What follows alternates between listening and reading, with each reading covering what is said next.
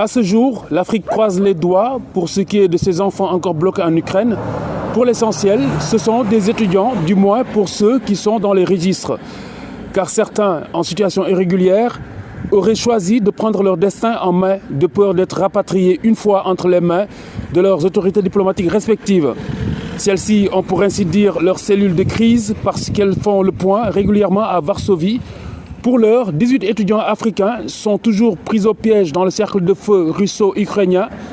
Parmi eux, 2 Sénégalais à Kherson. Rien à craindre pour leur sécurité, selon les assurances du consul honoraire du Sénégal en Ukraine. Ils attendraient juste l'ouverture d'un couloir humanitaire pour rejoindre la Pologne.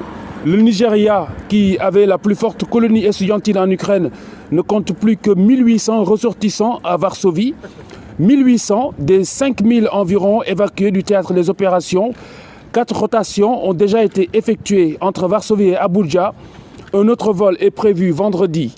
Le Maroc en a effectué 3 de rotation, Varsovie-Casablanca et Varsovie-Rabat. Il est question pour le Royaume de plus de 2000 étudiants. 800 sont encore en attente ici, à Varsovie. Des vols sont prévus samedi et lundi. Seul bémol, la plupart des étudiants ne souhaitent pas retourner au Bercail pour des raisons diverses. Certains sont par exemple mariés à des Ukrainiens ou Ukrainiennes.